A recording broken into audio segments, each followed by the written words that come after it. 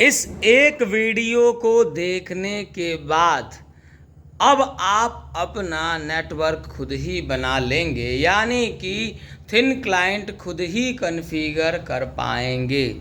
इस वीडियो में मैं आपको स्टेप बाय स्टेप बताने वाला हूं कि आप खुद से अपना नेटवर्क यानी कि थिन क्लाइंट सेटअप कैसे करेंगे। वैसे थिन क्लाइंट सेटअप क्या होता है, क्यों ज़रूरी है, पहले मैं ये बता दूं। थिन क्लाइंट क्या होता है? जब हमारे पास पावर बैकअप कम होता है। पहली चीज़, पावर बैकअप कम होता है, यानी कि एक ही इन्वर्टर है मेरे पास और मैं चाहता हूँ कि कई सारे कंप्यूटर चला सकूँ, बिजली का बिल भी बचा सकूँ। तो हम क्या करते हैं, हम थिन क्लाइंट बना लेते हैं, यानी कि सबसे ज़्यादा जो पावर लेता है वो होता है सीपीयू। यहाँ भी सीपीयू है और यहाँ भी सीपीयू है। सबसे ज़्यादा 65 वाट ये अकेले ले लेता है, बाकी 30 वाट 40 वाट ये एलईडी लेते हैं। तो सबसे ज़्यादा पावर कंजम्पशन हमारा सीपीयू ही करता है। तो हर एक कंप्यूटर पे अगर मैं सीपीयू देने लगूं तो सोचिए 65 वाट और यहाँ पे 40 वाट, 100 वाट तो मिनिमम एक कंप्यूटर पे लग ही जाना है। इससे क्या होगा, ज़्यादा बिजली लगेगी, एक इन्वर्टर जो है इतना बैकअप नहीं रख पाएगा। अगर आप थिन क्लाइंट सेटअप बनाते हैं तो एक ही इन्वर्टर से आप 4-5 घंटे कई सारे कंप्यूटर चला सकते हैं। ये फ़ायदा हो गया थिन क्लाइंट का। अब थिन क्लाइंट बनाएंगे कैसे, हमें चाहिए क्या? थिन क्लाइंट के लिए सबसे पहले आपको थिन क्लाइंट के कॉन्फ़िगरेशन का सीपीयू खरीदना होगा। या तो आप किसी कंपनी का सीपीयू ले लीजिए या आप असेंबल करा लीजिए।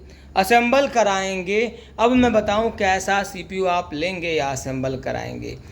मिनिमम अगर आप 3 से 5 कंप्यूटर चलाना चाहते हैं तो एक सीपीयू लीजिए। मेरे हिसाब से एक आप कंप्यूटर ही खरीद सकते हैं, एचपी, लेनोवो, डेल, जिस भी कंपनी का लें। i3 कंप्यूटर ले सकते हैं अगर छोटा मोटा काम करना है, एमएस ऑफिस और इंटरनेट चलाना है तो, और 2-3 कंप्यूटर चलाना है एक ही सीपीयू से तो आप i3 ले सकते हैं और 8 GB का रैम ले सकते हैं। 11 जनरेशन i3 ले लीजिए, 8 GB का रैम ले लीजिए, फिर आप 3 कंप्यूटर चला सकते हैं। अगर आपको 10 कंप्यूटर के अंदर में चलाना है तो आप क्या कर सकते हैं, तो आप ले सकते हैं i7 ले सकते हैं, 11th जनरेशन का i7 लीजिए और 16 GB रैम ले लीजिए। यहाँ पे आप छोटे मोटे सॉफ्टवेयर जैसे कि एमएस ऑफिस हो गया, टैली हो गया, गूगल क्रोम हो गया, टाइपिंग मास्टर हो गया, जो लैब में आप काम करते हैं, ये सारे काम आप कर सकते हैं i7 पे। अगर आप ज़्यादा कॉन्फ़िगरेशन चाहते हैं, गेमिंग वगैरह चाहते हैं, मल्टीप्लेयर काम करना चाहते हैं, तो आप यहाँ पे सीपीयू जो खरीद के लाएंगे वो i9 लाएंगे। एक सीपीयू का सेटअप खरीद लीजिए, एचपी, डेल, लेनोवो, जिसमें आपका पूरा का पूरा ये सिस्टम होगा। अब इसी से मैं कनेक्ट करवा दूंगा कई सारे मॉनिटर, यानी कि एक सीपीयू से चाहे वो लैपटॉप ही क्यों ना हो, मैं इसी से कनेक्ट करवा दूंगा। अभी समझा देता हूं कैसे कनेक्ट होगा। इतने सारे कंप्यूटर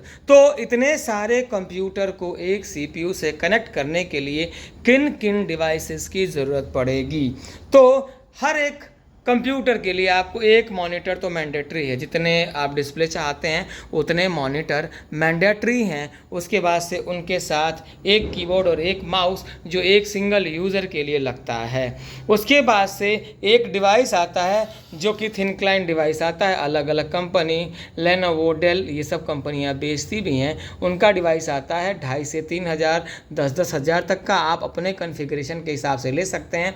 मिनिमम 512 MB रैम वाला डिवाइस आपको लेना है। ये डिवाइस ले सकते हैं आप। अब क्या करेंगे, तो देखिए, अब खुद कॉन्फ़िगरेशन बता रहा हूँ मैं। लैन केबल ले आएंगे एक बंडल खरीद के आप, और क्या करेंगे, तो लैन केबल को लेके कनेक्शन बनाने लायक बना लेंगे, यानी कि उसमें RJ45 का यहाँ पे कनेक्टर लगा के इसे तैयार कर लेंगे। जो कि हर एक कंप्यूटर में लैन केबल लगेगा। अब क्या होता है थिन क्लाइंट डिवाइस में, ये थिन क्लाइंट डिवाइस का यहाँ पे अडाप्टर यहाँ लगा हुआ है, यहाँ से थिन क्लाइंट यहाँ पे लगा हुआ है। इसमें आप देखेंगे तो ये इसका पावर का केबल है, एक लैन का केबल है जो कि उस डिवाइस से कनेक्ट किया हुआ है, सीपीयू से कनेक्ट किया हुआ है। यहाँ पे इसका VGA है, विजुअल ग्राफिक एडाप्टर, बाकी माउस कीबोर्ड का जगह, वाईफाई के जगह हैं यहाँ पे, चाहे आप USB लगा के आप कनेक्ट करा सकते हैं। ये सारी चीज़ें यहाँ पे मिल जाएंगी, ये आप लगा लेंगे। सब में केबल लगा लिया हमने, अब क्या खरीदेंगे? ये सब लगा के जैसा मैंने सेटअप किया है वैसे ही सेटअप कर लीजिए।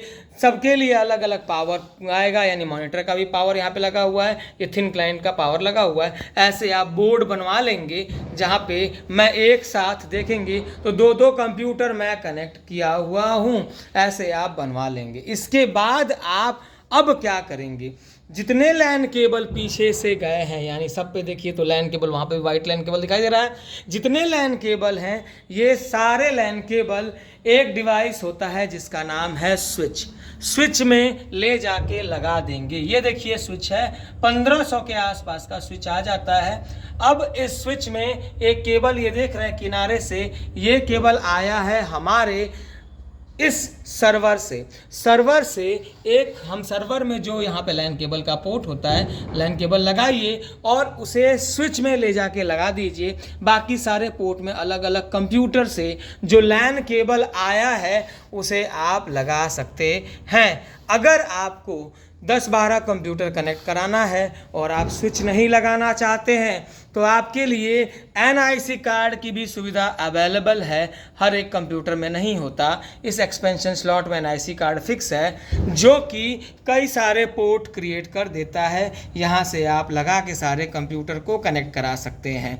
तो अगर आपके पास स्विच नहीं है, ये वाला डिवाइस नहीं है, तो आप NIC कार्ड लगवा सकते हैं इसी CPU में, यानी मैं इस CPU में NIC कार्ड भी लगवा सकता हूं, जो कि मैंने अलग से यहाँ पे CPU रखा हुआ है थिन क्लाइंट के लिए। अब ये तो कनेक्शन हमने सारा केबल लगा वगैरह कर लिया है। अब क्या करेंगे? तो हम आएंगे अब अपने सर्वर कंप्यूटर पे। अब ये मेरा सर्वर कंप्यूटर है। सबसे पहले मैं यहाँ पे अपने दिस पीसी में चलूँगा, यानी यहाँ पे आपको दिस पीसी दिखाई दे रहा है। दिस पीसी पे राइट क्लिक करके और मैनेज पे चलेंगे। यहाँ पे मैनेज खुल रहा है। मैनेज में चलने के बाद से आपको यूज़र एंड ग्रुप्स में चलना है, क्योंकि हर एक कंप्यूटर के लिए यूज़र होना मैंडेटरी है। देखिए यहाँ पे यूज़र 2 दिखाई दे रहा है, यूज़र 3, ये भी यूज़र 4 है, 5 है।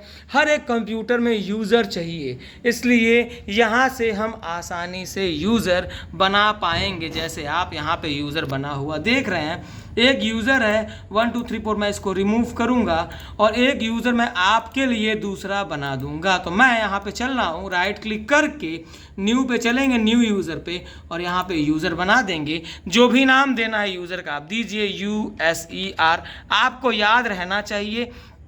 फुल नेम छोड़ देना है, डिस्क्रिप्शन छोड़ देना है, पासवर्ड में आना है। पासवर्ड आपको जो याद रहे वो पासवर्ड आप दे देंगे। जनरली हम 1 2 3 रखते हैं।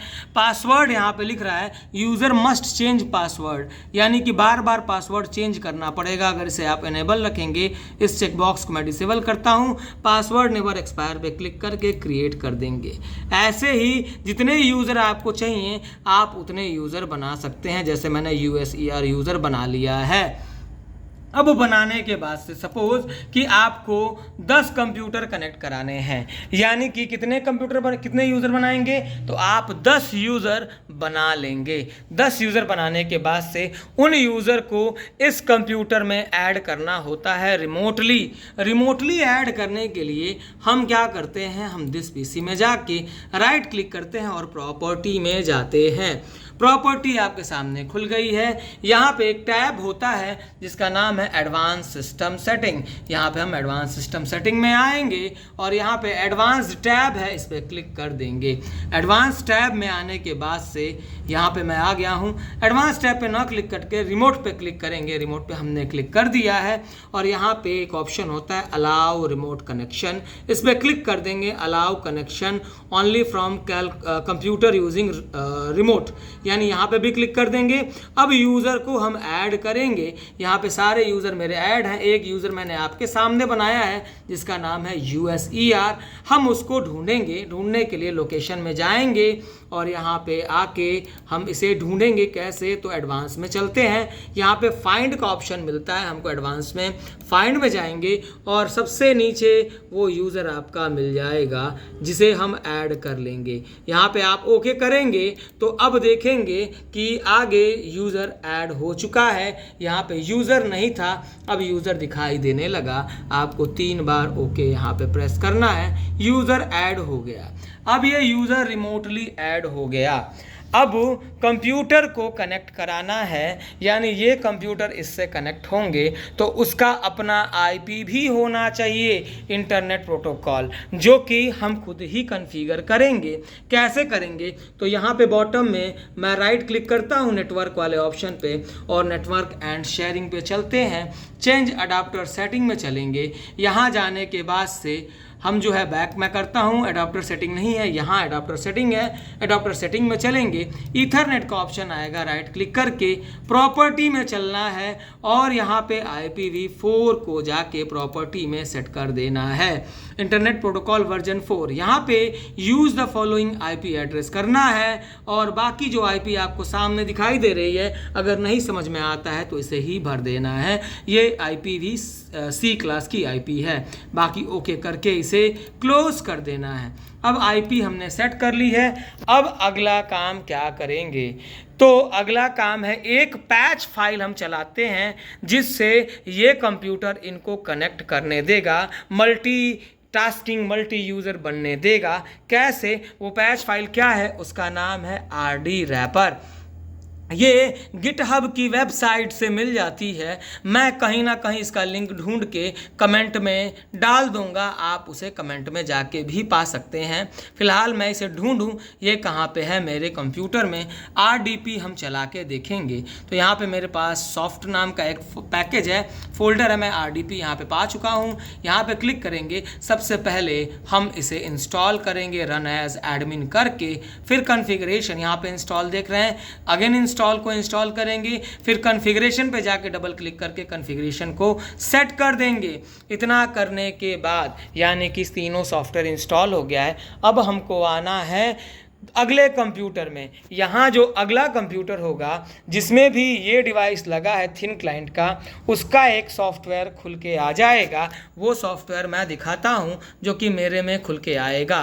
तो यहाँ पे मैं इस पर क्लिक करता हूँ और डिस्कनेक्ट करता हूँ तो यहाँ पे आप देखेंगे आपको ऑप्शन मिल जाएगा। मैं ऑप्शन दिखा देता हूँ। यहाँ पे आने के बाद से न्यू पे क्लिक करना है और आपको न्यू यूज़र बना लेना है। बाकी सेटिंग में जाके IP दे देनी है। अब देखिए यहाँ पे देखेंगे तो रूट में आपको सर्वर की IP डालनी है। जो IP आपने सर्वर में डाली है वो IP यहाँ पे रूट में डालेंगे। बाकी ये इस कंप्यूटर का IP है, ये कुछ भी हो सकता है। यहाँ पे ये 12 है तो यहाँ पे मैं दिखाऊं इसकी IP 13 होगी।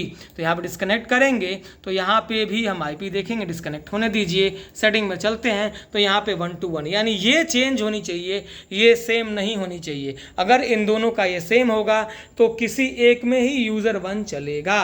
अब यहाँ पे आने के बाद से सबनेट मास्क को खुद ही फिलअप कर लेता है। कनेक्ट में आते हैं, एडिट पे क्लिक करते हैं। यूज़र आपको सेम भरना है जो नाम आपने वहाँ पे लिया है, यूज़र 1 यूज़र 2। वो यूज़र मैं दिखाऊं तो हर एक कंप्यूटर में सेम होता, मतलब वो यूज़र भरना होता है जो यहाँ पे यूज़र 3 नाम भरा हुआ है। ये करके अब आपका कंप्यूटर रेडी टू स्टार्ट हो चुका है। यानी कि अब आपका कंप्यूटर थिन क्लाइंट पूरे नेटवर्क को चलाने के लिए सक्षम है। अब आप थिन क्लाइंट का एंजॉय ले सकते हैं। दुर्गेश सर के इस चैनल को सब्सक्राइब करके ज़रूर आगे फॉरवर्ड करें ताकि और लोगों को जानकारी मिले और सीख पाएँ। बने रहें ऐसे वीडियो के लिए दुर्गेश सर के साथ। Thanks for watching. Like share subscribe please. Bye bye.